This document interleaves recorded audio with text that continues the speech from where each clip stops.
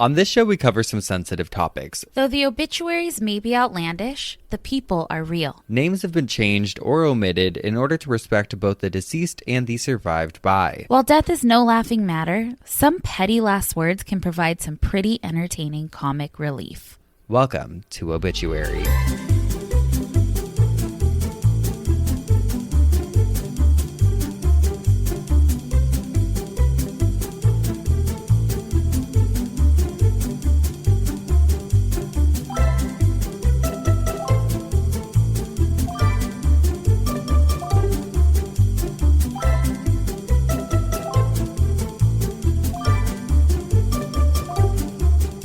Welcome back to Obituary. I'm Spencer Henry. And I'm Madison Reyes. And are you in the back of a store? A warehouse? I am in our office that we are moving out of. God. Oh, one of us is just always moving something. We just can't stay still. I know. Luckily, there were no rodents here. Just you. I see some Misfits merch behind you. Oh my God, there's stuff all over. You know what it reminds me of? It reminds me of, on like Facebook when people are sitting in those kind of crazy rooms selling stuff. Or like, have you ever seen those videos of people like shucking pearls or whatever? And they're like... I love it. I've got a whole collection of Beanie Babies behind me. Oh my God, that's money. Did you watch the documentary, the Beanie Baby documentary? Yeah, well, we watched it together, I think. Oh God, when are we not together? My favorite part of that was the lady who rapped. She was so good. She was so good. But it was such a wild documentary. I mean... I have one Beanie Baby still, and it's a poodle. It brings up some, like, nostalgic shit for us. Well, yeah, I mean, it's so 90s, and I remember I had a bunch of them. The polar bear was my favorite. That was the one. That was my favorite one. Don't remember their names, but I had a lot of them. I was surprised, too, to learn that they were only, like, $5. And I remember my mom being like, no, you're not getting it. And like, I think I maybe just thought in my little brain that like, oh, they are expensive. We can't have them. I think a lot of things that my parents wouldn't let me have, it was because like my mom, like she was like anthropology mom. And so I feel like she didn't want clutter and she didn't want things in her house that were ugly. So I feel like that's how I would be as a parent too. Like, those are really expensive. Oh, we can't afford one. Maybe for maybe for another time. Totally.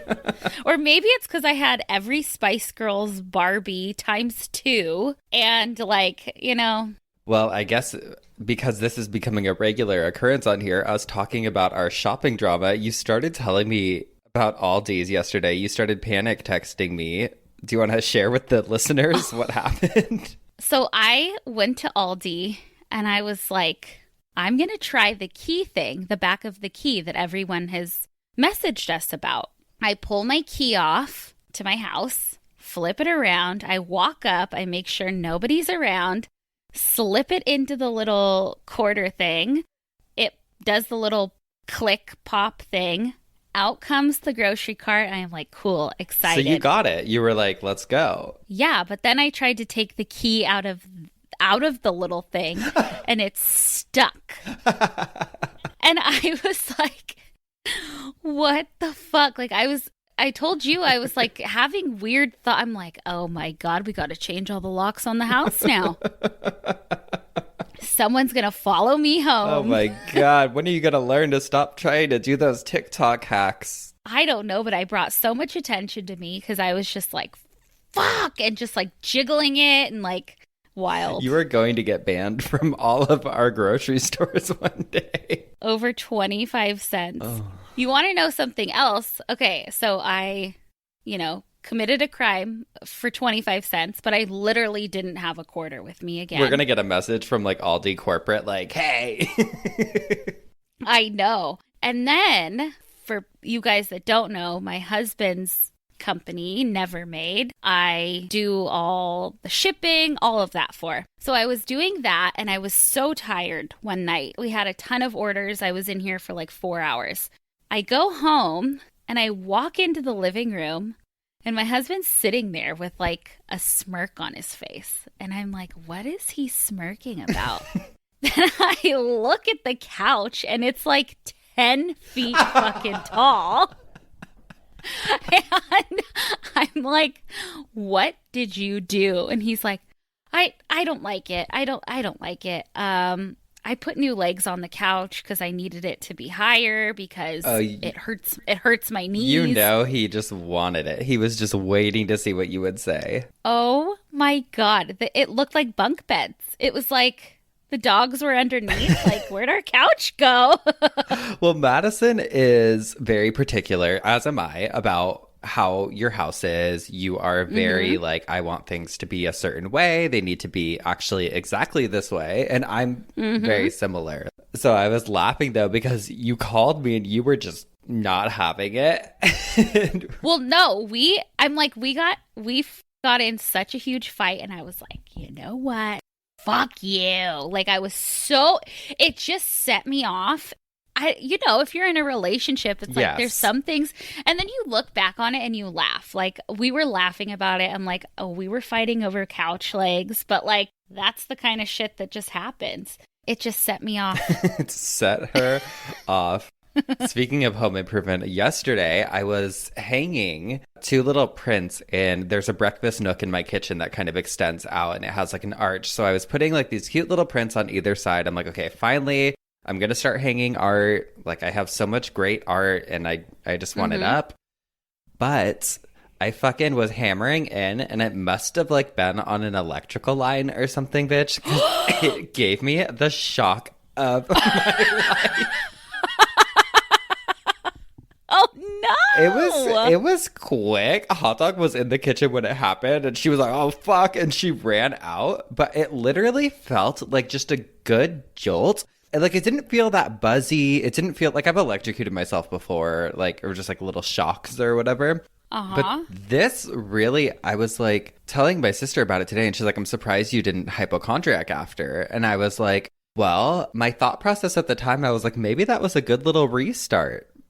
Maybe it just seriously got the restarted blood pumping. Your heart. Yeah. If it's still in there, I'm not sure, but the doctors say I have one, so who knows? I don't know.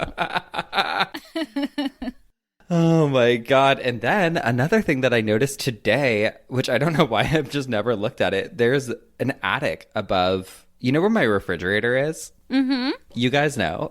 There's where my refrigerator is, above it, I was looking up on top because I was trying to dust the top of the fridge off.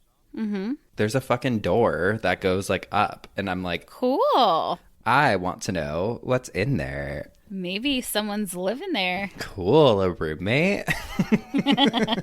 Hey, I thought I lived alone. It's like the rat from the apartments there. He's like, say hey. Oh my God. My gosh, I love it. Always something. Oh, I have something. It's a TikTok that our listeners, friends, family, everyone I can think of has sent this TikTok to us about the drag queen funeral home. People keep sending us and tagging us in this TikTok where this person, their handle is yes_Lorelai. They are a drag queen. And they posted a TikTok claiming that they have like a drag queen funeral home, but I don't think it's real. I messaged them on Instagram and I was like, hey, if you want to come talk about this? But I think they're having fun right now with the viralness of it all. If it's not real, I think it's such a great idea. I don't think it is, but I think it should be a thing because who wouldn't want drag queens at their funeral? Yes. Or, I mean, for me, I either look like a boy or I look like a boy with a lot of makeup on. No, you do have 2 looks. But don't we all? Cisco says he's like, I have 2 wives. And one of them's ugly. You're like, what do I got? I just got 1. No, but it's true. You get like glam. I feel like what I mean is you go to extremes. You are either like bag lady or you are like glam, completely done. Your hair is set, like 1950s. You got your. I just feel like if I'm going to do it, I'm going to do it. If I'm not going to do it, I'm not going to do it. There's no in between, especially the past 2 years. I feel like when you were working, maybe you'd do like a bun and like makeup or whatever. But I feel like if we're going out or we're going out to dinner or something, it is like you will do it. Mm-hmm. Love it. Maybe. Depending on where we're going. Yeah. She said, who am I putting a face on for? Mm-hmm. God, love it. Well, I think I'm first this week. So do you have your side bitch ready? I sure do. Now, we've talked about Titanic. Yes, I sure have. We've actually gotten a few messages about how Titanic is people's favorite movies. Really? Yes. So I was trying to find Jack Dawson's obituary. I couldn't. I was going to say, I don't know if he's real. Oh, I think it might be based on... I don't fucking know. Let me just live in my fantasy. But I did find the obituary from New York Times of Ava Hart. She was a last survivor with the memory of Titanic, and she was 91. Oh, wow. Yeah, she died in 96. It's a New York Times obituary, so the format I feel like it's different than like a normal obituary, but it tells about her, her life, her story, and about the Titanic. So here we go. Ava Hart was 7 years old and bound for a new life in Canada when her father woke her up in the middle of the night, carried her outside in a blanket, and told her, "Hold Mummy's hand and be a good girl." It was the last thing he ever said to her, and she never saw him again. Later that night, wide awake and clinging to her mother in a lifeboat, the little girl watched as the Titanic rose straight up on her bow and plunged to the bottom of the sea, carrying her father and more than 1,500 other passengers and crew members to their deaths in the North Atlantic. Wow. As one of only 705 Titanic passengers who survived, Ava Hart never forgot what she had seen and heard that night. When she died on Wednesday at a hospice in London at the age of 91, she was regarded as last link of living memory with the maritime disaster that rocked the world on April 15, 1912. Of the 8 remaining survivors, 7 were too young at the time to know what was happening, according to Karen Kamuta of the Titanic Historical Society in Springfield, Massachusetts, and one nearing her 100th birthday no longer remembers. But even during Mrs. Hart's last years, her memory remained vivid and chilling. "I saw that ship sink," she said in a 1993 interview. "I never closed my eyes. I didn't sleep at all. I saw it, I heard it, and nobody could possibly forget it." There have been shipwrecks with greater loss of life before and after the Titanic, but none have clamped such a chilling grip on the popular imagination.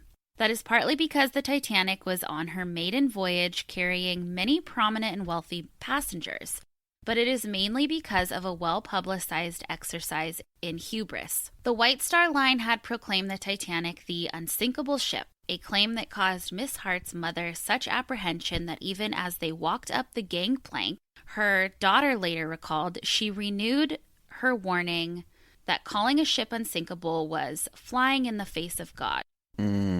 She was so convinced of impending doom, her daughter later maintained, that she slept during the day and stayed awake in her cabin at night fully dressed.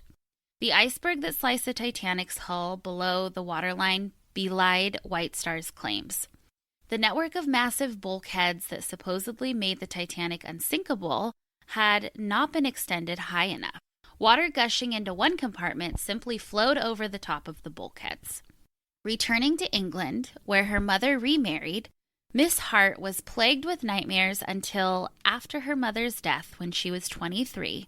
She confronted her fears head-on, returning to sea and locking herself in a cabin for 4 days until the nightmares went away. She held several jobs, becoming a professional singer in Australia, working as a Conservative Party organizer, and serving as a magistrate in England. She described her life in a 1994 autobiography, In the Shadow of the Titanic.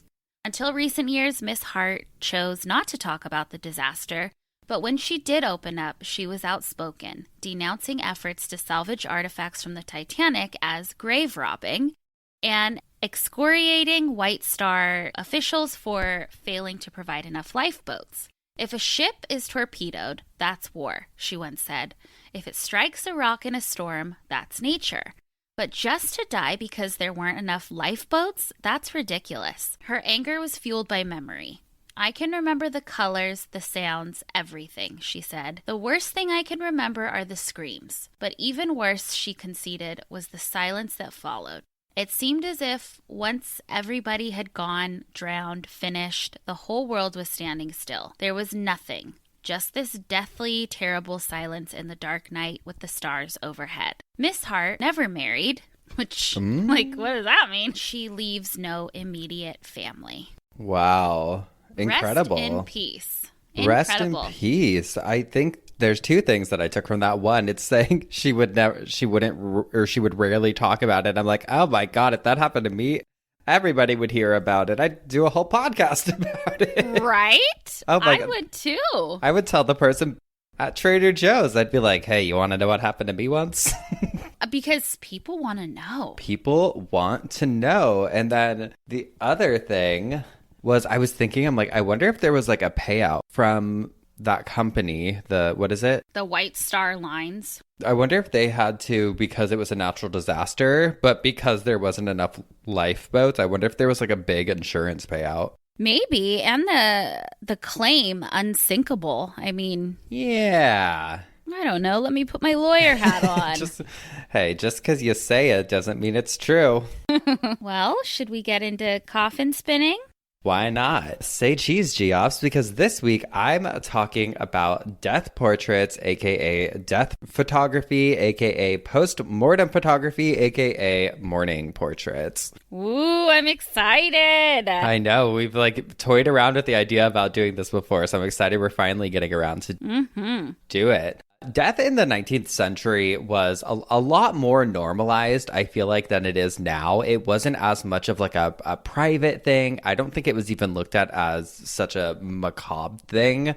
I guess people were just a lot more practical back then when it came to death. Sorry, just you saying that, I'm like, I mean, the Victorian era, I'm learning, it's just wild. But also, do you think that it wasn't as macabre and wasn't like as much of a big deal because people didn't live very long?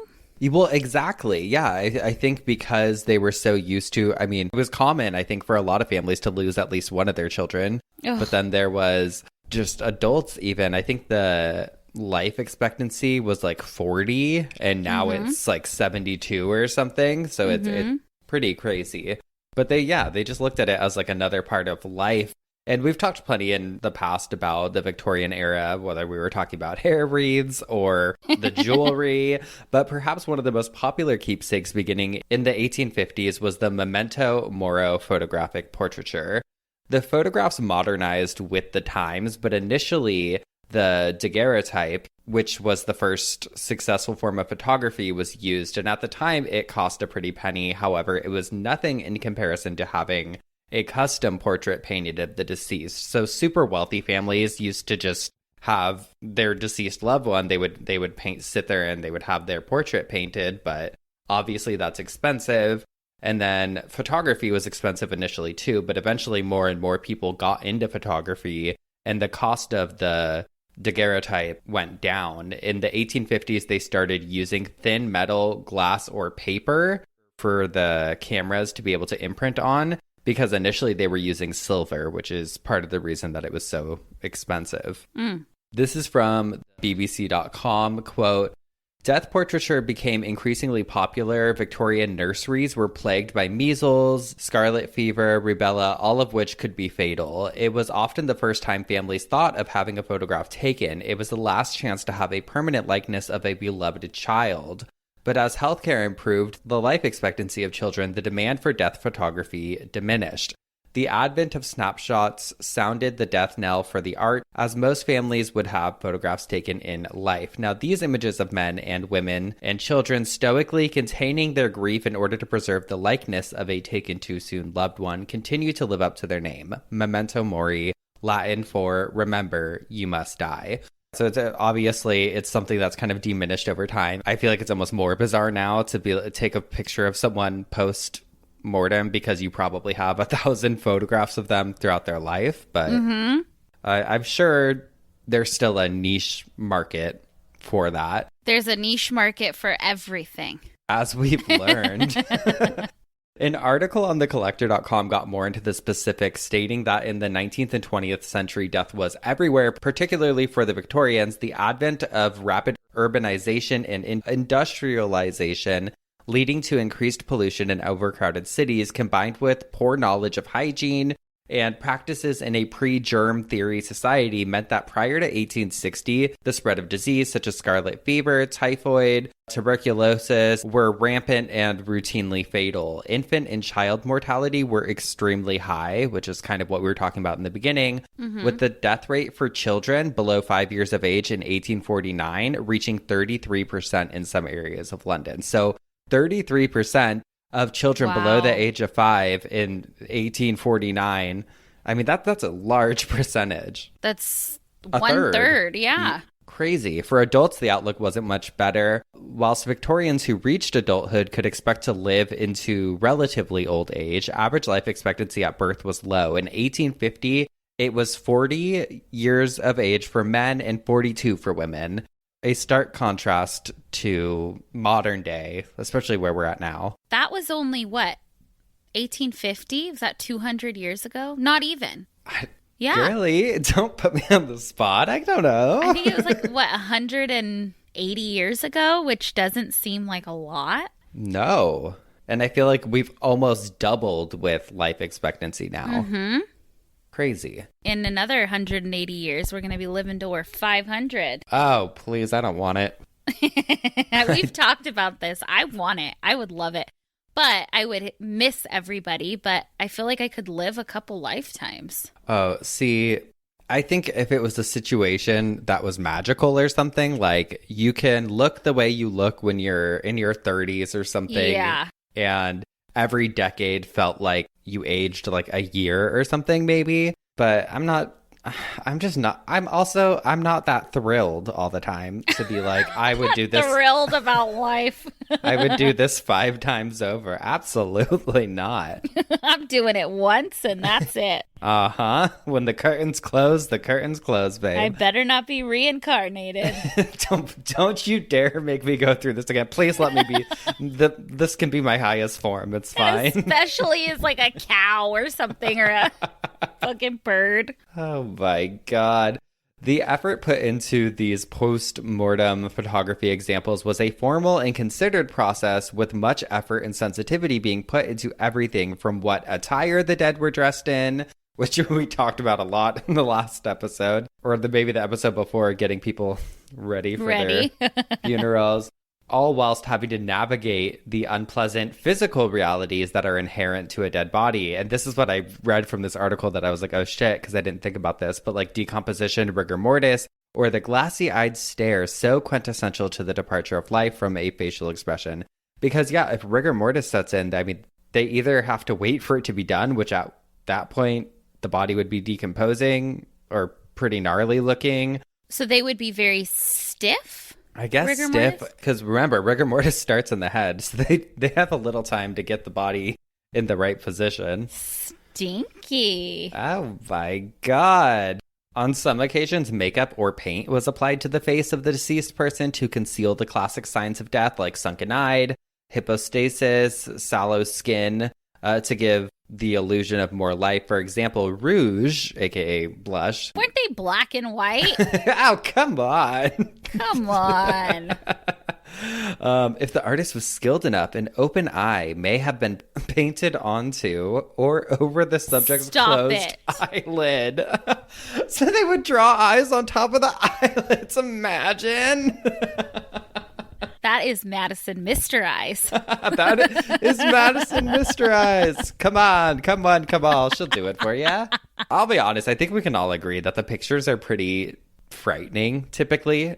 Well, I've seen them, but now I want to go back and look at them and see if I can see a painted eye. Oh, well, I have a few for us to look at.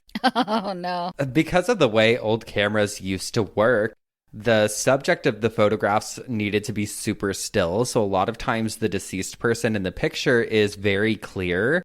But then the people posing around them, if they move even a little bit because of how long the fucking camera took to take the picture, they become blurred out, which is why sometimes like photos from this era, death photos, someone will look kind of blurry or you'll see someone behind them who doesn't really look like they're there. And it's like, no, it was just it's not a ghost. Cameras were slow. Right. Because even old pictures from like the Victorian era and all of that, I feel like people are always like finding ghost photos from them. And I'm like, no, the camera took 20 goddamn minutes to do a little bit of the frame of the picture. Oh my God. You do a long exposure on your iPhone, it looks like a ghost.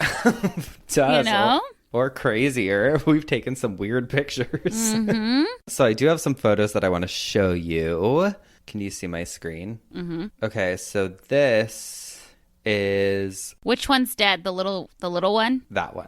Should we knew it. Play a game? Yeah. Let's play a guessing game. Okay. No, that's horrible. Okay, wait, hold on. Yeah. They all look a little dead. Oh, please. There's not a lot of life in those eyes.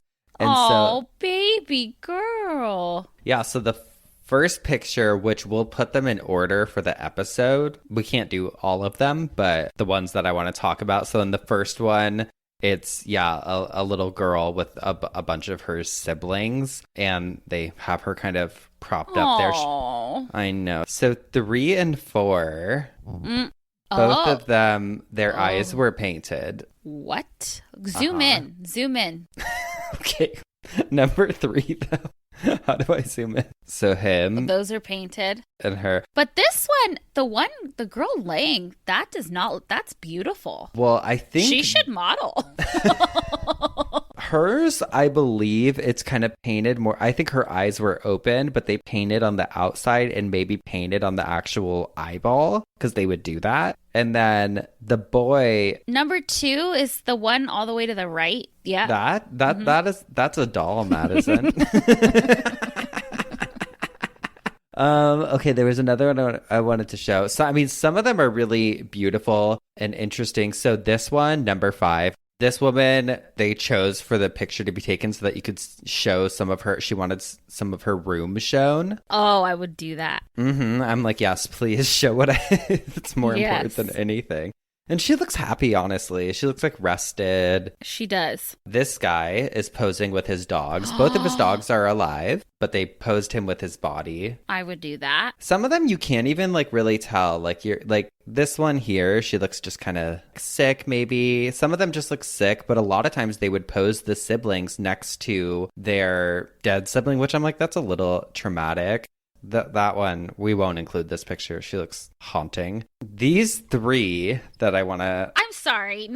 Okay, we'll get to number 13, to it. But, oh my God. Number 11, this one here is beautiful. And it's a mother and husband and their son, I believe. I think it's the son. That is a beautiful picture. Well, the mom, it turns out, shot the husband 3 times in the chest, shot the baby in the chest. Oh my God. And then shot herself in her right temple, which is why they leaned her head on him like that. If I was up in heaven looking at if I were the husband, I'd be like, get me the fuck out of this casket with this broad. But it was back in they were probably like, oh, she just got the illness. She just got the illness. Yeah, please, if my husband ever killed me in a murder-suicide, please do not put us in the same coffin. I'm not trying to be there. Yeah. This is a family of 5. In this one here, the mother, the husband, and their 3 young children, and they were actually murdered in 1906 in Missouri. It's Carrie Parson, his wife, and his 3 children were murdered by this guy Joseph Hamilton and thrown into the river. He was hung for the crime. So that's the whole family. Oh. Number 13. That makeup artist, painter, needs to be fired. Fired. She needs to go somewhere else. That is why people haunt things. If somebody did that to me, I mean, this one is really crazy because it's a victim of lupus and corneal leukemia or corneal leukoma. I don't know what happened here exactly, but she looks fed up even in this picture. Her head's tilted. Like, she's like, oh, come on, we're doing this. We're really gonna take a picture of this? Oh, like this? Are you kidding me? Oh my God, his skin's falling off. I know. And, I mean, I don't mean to laugh at any of these. I mean, these are all people and these are portraits, but you know, sometimes they're fucked up. And making jokes because it's so goddamn uncomfortable. I know. It is. And it's also, it's one of those things that totally made sense back then. I understand, like, people weren't regularly taking photographs. They were like, I want to remember my child forever. Like, at least let me have this photo of them. Mm-hmm. But also, like, some of them are past their expiration date in these photos. I'll say it. Mm-hmm. And not everyone needs to be remembered like that.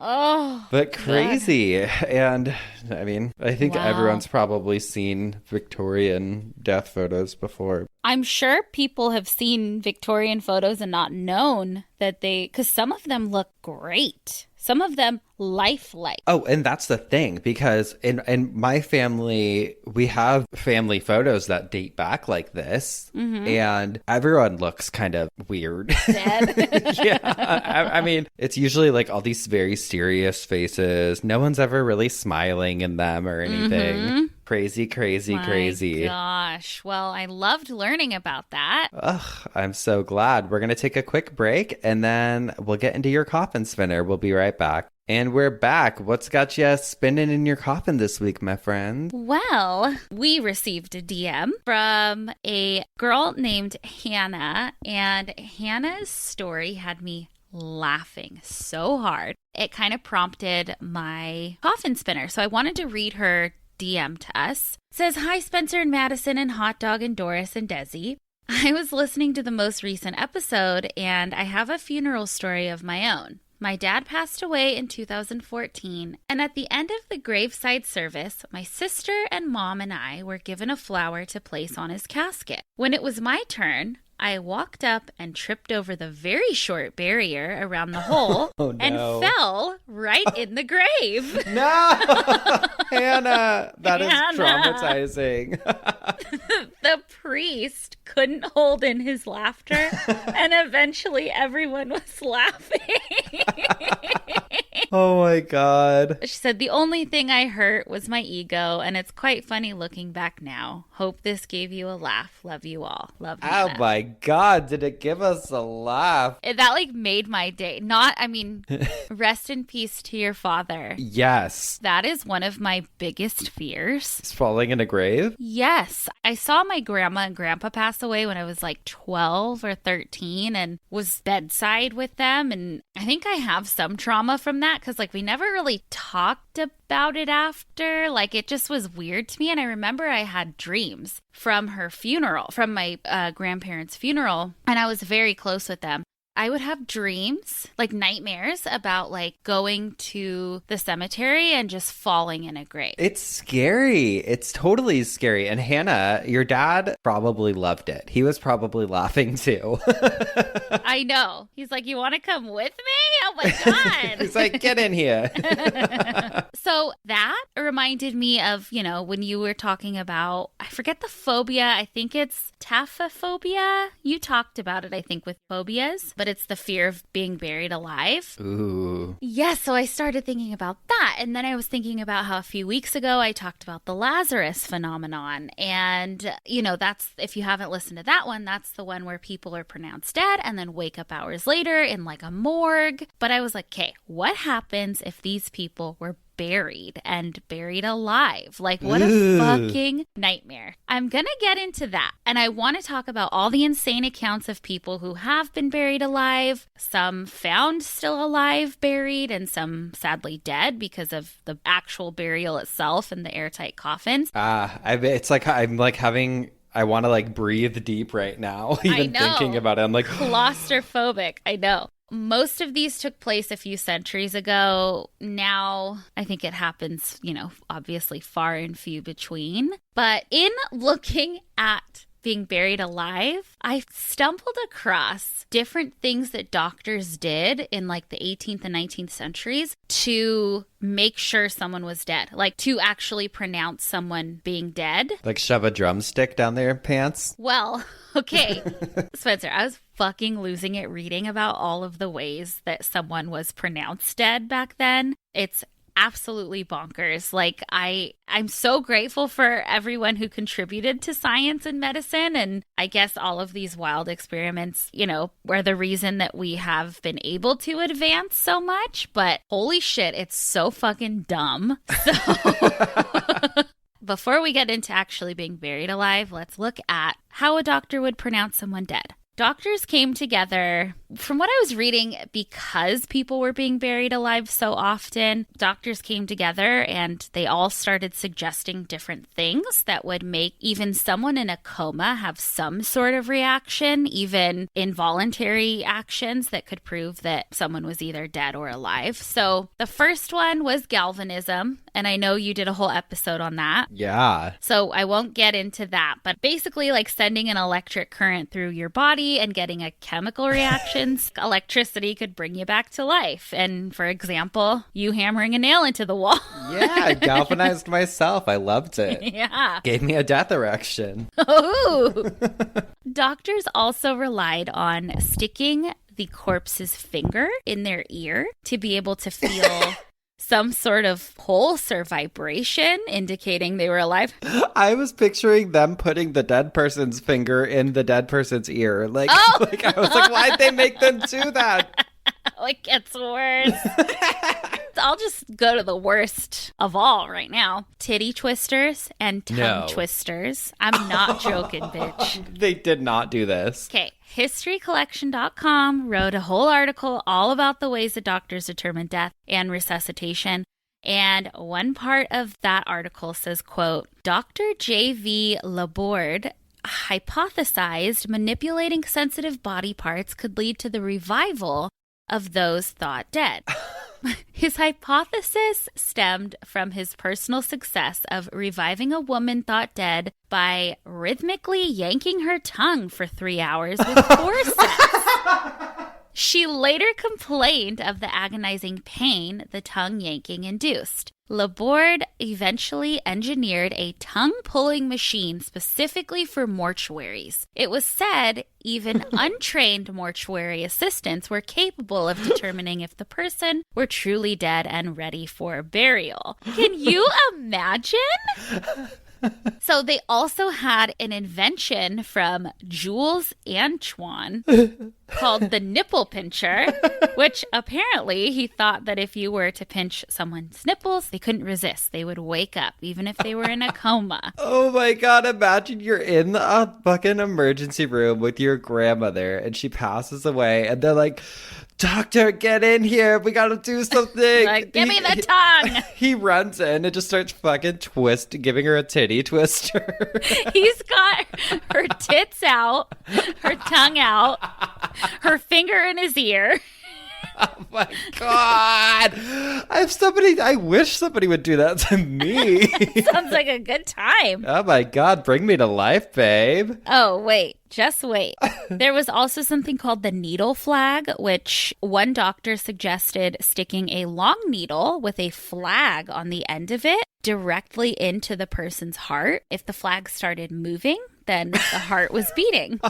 I'm never going to see a flag the same again. God, and I read a story about that. Like, this family wasn't convinced that their daughter was dead.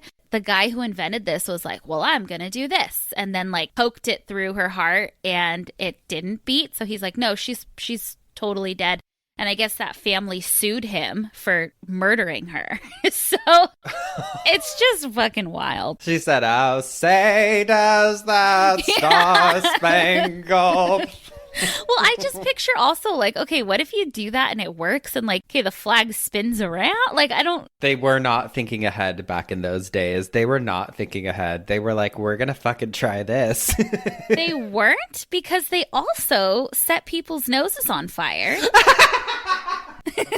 And toes, fingers, patches of skin, even cutting things off like that to inflict pain. Fuck, like, yeah, like, what if this person's alive? I mean, I get the flame thing, maybe. Like, put a cigarette out in someo's arms. Not their nose. Like, if they are alive, they're gonna have to live with a burnt nose. They wake up, they're like, oh, fuck! What the hell is this? Just burn his nose. We'll see. There was also something called the I Am Really Dead test. And an article on gizmodo.com says, quote, "This test is a bit more fun and clever than it is bizarre, or at least it would have been if it had worked. This test, once again, involves our friend Severin Icard," which I kind of took names out of it just so it could be more like clear and concise, but he was the heart flag guy. Got it. And so the article then goes on to say, who actually came up with a quite reliable death test of his own. He found that the subcutaneous injection of a fluorescent solution would cause an animal's skin to turn yellow and eyes to turn green if the subject's circulatory system was still in working order. There would be no reaction if the subject was dead.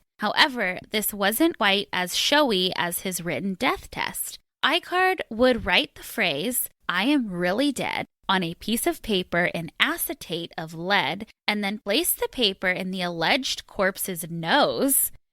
If the acetate encountered sulfur dioxide, a feature of putrefactive gases, then formally invisible words would become clear on the paper. It was a neat trick, but not a terribly accurate one. Oh my God. Certain dental conditions and tonsillitis could produce the levels of sulfur dioxide necessary to cause the reaction.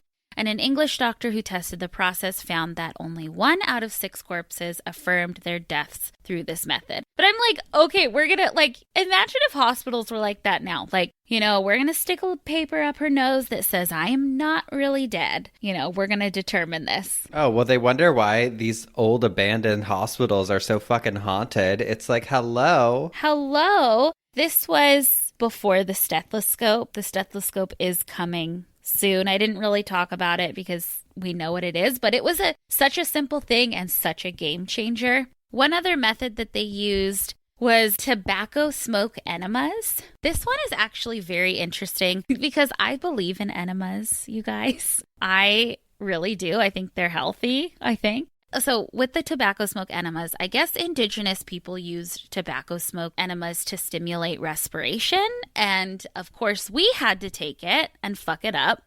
So English people took that, used tobacco smoke enemas for a lot of things. They used it for headaches, cholera, a multitude of things. They even used it if someone had drowned or if someone was dead and they wanted to find out if they were still alive. So the point was to, yes, stimulate respiration, but also to warm a person's body. There were tobacco resuscitation kits all over. They'd even leave them by rivers if someone were to drown. So basically, they would blow smoke up someone's ass and it would help respiration and it would warm their body. And if that didn't wake them up, then they're like, okay, they're dead. Cool. But they didn't have bellows developed yet. Bellows are like those, I'm doing like the What are you doing? It's charades. You know those like the things for the fireplaces to like yes make them puff up the smoke or whatever. Yeah, so they had like those attached to a tube, which would obviously blow the smoke into the person's ass. But before that, they would have to just use like a tobacco pipe or just a tube. And if you were to suck instead of blow on accident, you were getting fecal matter, which also caused a whole nother fucking slew of disease as well. And I read a story about one guy, I guess his wife wasn't responding and he didn't have it. So he had to stick a tobacco pipe up her ass and smoke it. Damn. So. I mean, hey, who hasn't put their mouth on an I mean, Jesus Christ. So they had all of those tests, but then they started building safety coffins A safety coffin, according to Wikipedia, is a, quote, coffin fitted with a mechanism to prevent premature burial or allow the occupant to signal that they have been buried alive. A large number of designs for safety coffins were patented during the 18th and 19th centuries, and variations on the idea are still available today. And then also, according to joincake.com, quote, patents for safety coffins first appeared in the late 1800s. One of the earliest safety coffin patents was filed in 1868. It shows a coffin that features a bell, which I think we all kind of know, which you could ring by pulling a rope from inside the coffin, as well as a handy ladder that you could climb up before they finish burying the casket, that is. And wouldn't they put them on people's toes, like tie it to people's toes or hands or something? That's what I've heard, but I don't know. Maybe they would just leave it in there. This article continues to say, quote, over the next few decades, more patents were filed for innovative safety coffins. Some featured pull strings and mechanisms for allowing airflow into the coffin underground. Others, like this one from 1899, featured windows looking in on the body within the coffin.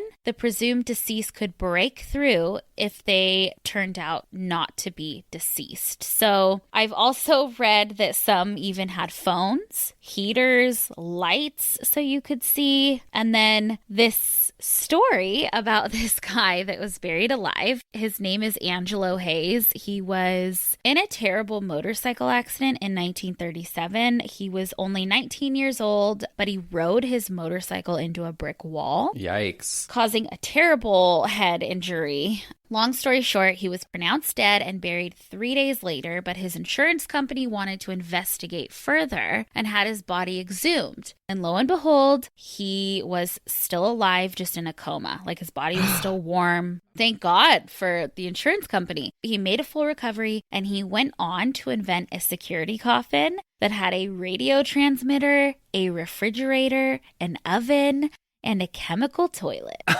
Oh, he said, if I'm going down comfy, babe. Yes. Oh my God. There are tons of stories, especially from that era, of people being accidentally buried alive. Some were exhumed because a family member didn't get to say goodbye, only to pop open the coffin and see a confused person alive. And some have been exhumed and found their loved ones dead, but in weird positions as if they were trying to get out. And also like scratch marks on the coffin. That's the worst to me. Right? Insane. There was even a woman who was saved by her grave robber. She, I guess, was buried with a piece of jewelry. I think it was a ring. The grave robbers knew about it and wanted it. So they robbed her grave. They popped open the coffin. And she like rose up and was like, what is going on? You know? Wasn't there one who they tried to like saw off the person's finger or something? I feel like we might have talked about it on here. And like to get the ring. And then Hope the person was like, Moses. what the fuck? No, I don't know. Well, no, it makes me think of the coffin birth one too. I think we might have talked about a few bodies that they found out they were still alive after that. Yeah, didn't one of the guys hear the baby crying? Crying, yes. Haunting. So they had safety coffins, and then they also had something called waiting mortuaries, which I've never heard of this, and I thought it was actually really cool. So in the 18th and 19th century, they were very afraid, obviously, of being buried alive or burying a loved one alive. And honestly, not even a safety coffin would make me feel safe. Like, I would want to wait it out a little, put me in the morgue, and just like hold off on funeral and burial arrangements if there's a chance I'm alive, you know? Yes. So this is exactly what those waiting mortuaries were for. It was a place used to hold a body and specifically wait and confirm that someone was dead. So they were popular in Germany until I think like the 1880s. Newly deceased people would be laid in trays of antiseptic and zinc. I don't know if that, I guess, like disease and stuff. That was to fight that off. Yeah. And family and friends could come and visit them like whenever they wanted until they started decomposing. So if they were laying there and they didn't decompose, then they were probably alive. If they did start to decompose, then the family probably felt better and was like, okay, we can lay this person to rest. Speaking of bells, they also had the deceased or maybe deceased person wear a bell. So if they did wake up, then staff would hear them. And I heard like it was staffed by 24/7 staff, and they like would decorate the bodies in flowers, and it was like pretty beautiful. But I found an old article from newspapers.com from 1896. The article was all about waiting mortuaries, but I took a little piece here. It says they should be built of chaste and elegant design, well ventilated and antiseptic atmosphere, supplied with living plants and flowers with plenty of light. Baths, couches, and skilled attendants where both the dead and the apparent dead can be deposited pending burial, cremation, or resuscitation. Separate compartments are necessary for cases where death had been due to accidents and for those who have succumbed to infectious diseases. So I was like, this is a beautiful little halfway. Yeah, like a little in between. A little in between. Now, today people get buried alive to break records. Yeah. I was reading some articles about people that do this buried alive thing. And I mean, I guess if that's your thing, but the Guinness Book of World Records does not recognize being buried alive because a lot of them end tragically. But there was one man who buried himself alive in a coffin that he built. He was buried for 147 days. Oh my God. And he was buried underneath his local pub in the beer garden area. Guess it's like a family tradition because his mom in 1968 spent 100 days buried alive. He was able to use a tube to get food, water, and for his waste. His name is Geoff Smith. Perfect. You know who would have been fucking good at this? Huh? Is that one bitch who loved going underground. Yes. She'd be like, 147 days, try 3 months, babe. Well, that's more than 3 months actually out of the math, but you know what I'm saying. He would have loved it. I know. I was telling Cisco about it last night because he likes to go to this local bar. I'm like, could you imagine being there and like your best friend is like, you're underneath the floorboards, just buried, you know? Oh my God. They're sucking your shit. Oh, but then I was also thinking, I'm like, okay, being at a bar is one thing, but being at a bar past midnight or past even 11, you start to hear the shit show going on. I'm like, I would just lay there and get all the gossip. Oh, yeah. That's your voyeuristic tendencies coming out. Yeah. Oh my God. Wow. I feel like this was such two really filling coffin spinners. I know. I love it. Me too. Oh my God. All right. Well, I guess it's time to get into our obituaries. Okay, I'm bringing back one of mine from the Patreon days because it's one of my favorites, and I've been on a kick of watching a certain show. So, which it'll make sense after you hear it. This is for this woman named Candy. She was 47 from Jersey Shore, and she died unexpectedly Sunday, March 21st, 2021 at Geisinger Medical Center. Born May 3rd, 1973 in Williamsport, she was the daughter of the late James and Lillian. I'm leaving last names out. She was also preceded in death by her stepfather Ronald and her brother Steve. Candy was a 1993 graduate of Williamsport High School, and she was a collector of tigers and Mickey memorabilia. She enjoyed catfishing on her computer, video chatting with family and friends, and riding her bike. She cherished time with her dog, surviving our siblings Tracy, Chris, James, and a stepmom as well as step-siblings, numerous nieces and nephews, and 3 great nieces.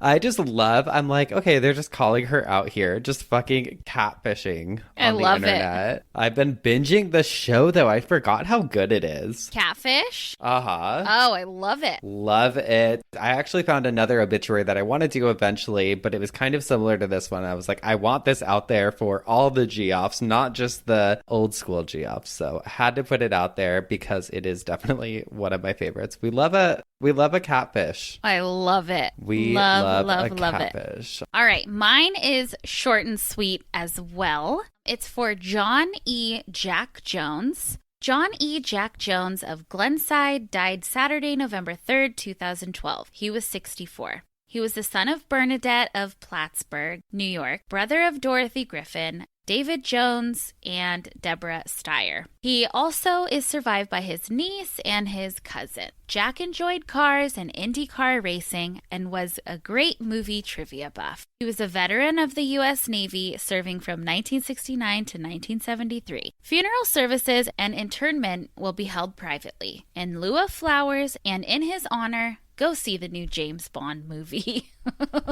God, I love that. I love it. All right. Well, I guess it's time to move on to our final segment. It's time for some dumb Ask criminals. Let's do it. So my dumb criminal this week is a woman who became known as the rhubarb thief. Heard of her? No. I have a video to show you. I need you to play the entire thing. It's 4 minutes long. though. Okay. You don't fucking know. Come on, you know business. Why don't you? Why don't you take some? Why don't you grow your own? This is not your fucking property. Go somewhere else. Fuck you. Go mind your own business. No, you just don't know what's right and wrong, do you? You're a fucking whore. You like to steal. You stick your nose in everybody's fucking business. This is goddamn alley property, bitch. No, it's not. This don't have your name on it. Where's your name, bitch? Excuse me. Where's your name, bitch? Where's your name? Where's my name? Where's your fucking name on this alley property, bitch? Where's yours? This is anybody that wants to pick it. Yes, it is. Okay, if it's anybody's property, why don't you come up here and mow it? Because my lawnmower is stolen, bitch, by a fucking pig. Oh, yeah, right. Pigs around here that don't steal? That's who was stolen by, bitch. So that's why you're so mad and you steal from everybody else. Oh, I asked, bitch. I've asked at 3 fucking places. They don't answer their fucking doors. Did you ever ask my mom? This isn't hers. Yes, it is. Go to hell. No, you. Anyway. Oh, are you videotaping? I'm videotaping. No, we're videotaping. You're on your bench is there, bitch. Go mind your own business. Mind your own fucking business. Your mouth on your own business. I don't care if this isn't your property, bitch. You want to climb this and that house over there? This isn't your property. Can I ask you something? Fuck off. Can I ask you something? See that fenced-in area up there that has all the wood? I haven't been in there, and I don't know what's in it. I could care less. This is not your property. No. You see where that fence line is? I don't care less. That isn't what's inside of this rhubarb. No, it doesn't. Yes, it does. This is alley property. No, it's not. Don't try to claim everything in this alley. It's not yours. Go back inside. No, it's This doesn't bother you a bit. You got all that over there, so don't fucking try to copy. Just try to claim everything. You like to steal from This ain't called stealing. Yeah, Anybody it can take anything from anything from Are they coming? Go back inside. Fucking troublemaker. No, I'm not. You're the one that's causing all the trouble. Yeah, you are. You came out here first. Go back inside. You call him, bitch. You call him. Sweetheart. Call him. Don't call me sweetheart, honey bun. What are you, fucking lazy? Stay out of my business. Sweetheart. Honey bun. Go back inside, bitch. Sweetheart. Go back inside, whore. Go back inside. If you want to know right Fuck you. Go back inside. No. I'm not in trouble, my big whore. You can stop. Go back inside. You're drunk as skunk. I just love her. And someone else was like, it reminds me of when Serial Mom was prank calling people. And I was like, oh my God, I love this so much. We'll put a clip of the video in case you guys can't really hear it, but it's fucking great. Get out of here, bitch. Get the fuck Little out rhubarb of here, bitch. thief. Oh my God. At that point, just let her have it. God, they were not letting her have it. They were like, not today, ma'am.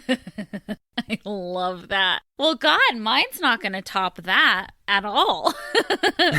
Who do you got? I have Joseph Surecki. He's a 47-year-old man from St. Lucie, Florida. I picked him. It's short, but it reminds me of what I talked about, going back to fingers and ears.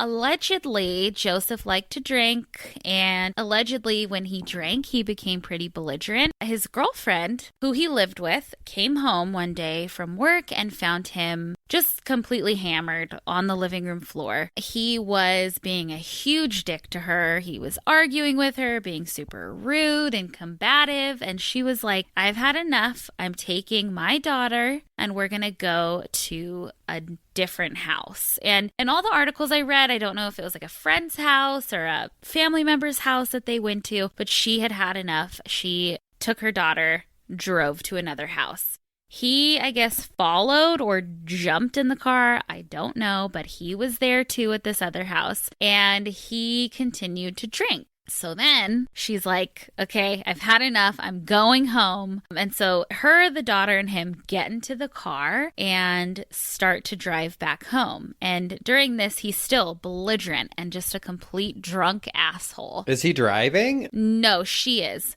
Okay. And he's like waving around. He's grabbing her hands, grabbing her arms. And then he does the most disrespectful thing. He licks his finger and sticks it in her ear. Oh, not a wet willy. He gives her a fat, wet willy, and he was arrested on charges of battery. This isn't his first time. He's also violated probation before and burglary of a dwelling. So trouble with a capital T. I would have been like, look, I didn't know if she was alive, so I had to stick. You ever heard of this doctor's method from 1867, fuckers? Just trying to see if she was still alive. Well, I guess when he was arrested, he denied being intoxicated at all. But I'm like, I would be that annoyed as her. Like, I'm calling the police. Like, I can't take it. Oh, go to jail. Goodbye. I know. I guess he threw stuff around when he got home like a baby. Ugh, the worst. The worst. There's nothing grosser to me than just like a big man child who cannot handle it. Mm-mm. Gross. No thanks. Gross. No thank you. Ugh, if you're dating a man-child, just fucking get rid of him. Give him a wet willy on the way out, too. Yeah. And some smoke up the ass.